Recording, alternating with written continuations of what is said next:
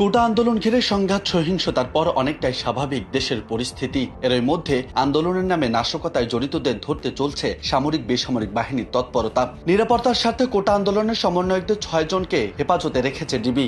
সকল প্রকার আন্দোলন প্রত্যাহারের ঘোষণাও দিয়েছে হেফাজতে থাকা সমন্বয়করা। তবুও যেন রেশ থামছে না কোটা আন্দোলনের।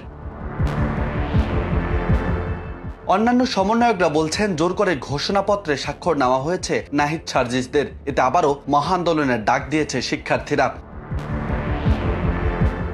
এরই মধ্যে 29 জুলাই সারা দেশের শিক্ষার্থীদের বিক্ষোভ মিছিল ও সমাবেশ করার কথা আছে। এর আগে বৈষম্য বিরোধী ছাত্র আন্দোলনের সমন্বয়ক আব্দুল কাদের কর্মসূচির ঘোষণা দেন। দুপুর 12টায় 9 দফা দাবি আদায়ে এই কর্মসূচি পালন করবে শিক্ষার্থীরা।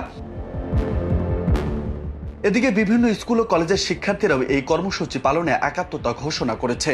রাজধানী সায়েন্স ল্যাব, প্রেস ক্লাব চত্বর, মিরপুর 10, ইসিবি চত্বর সহ বেশ কিছু এলাকায় জড়ো হওয়ার জন্য শিক্ষার্থীদের আহ্বান করা হয়েছে। ফলে আবারও রণক্ষেত্রে পরিণত হবে ঢাকায়, এমন শঙ্কাই করছে রাজধানীবাসী। শিক্ষার্থীদের দাবির গুরুত্ব না পেলে পরিস্থিতি সামলানো কঠিন হবে বলেও মন্তব্য করছেন বিশ্লেষকরা। সুধীজনরা মনে করেন, দেশের শান্তি রক্ষায় শিক্ষার্থীদের শিক্ষার পরিবেশ সৃষ্টি করা জরুরি। অন্যথায় বড় বিপর্যয় আসতে পারে যুব সমাজে, যার প্রভাব পড়বে আগামীর বাংলাদেশে। তবে আইন শৃঙ্খলা বাহিনীর সদস্যরা বলছেন, আন্দোলনের নামে জনদুর্ভোগ সৃষ্টি করলে ব্যবস্থা নেওয়া হবে।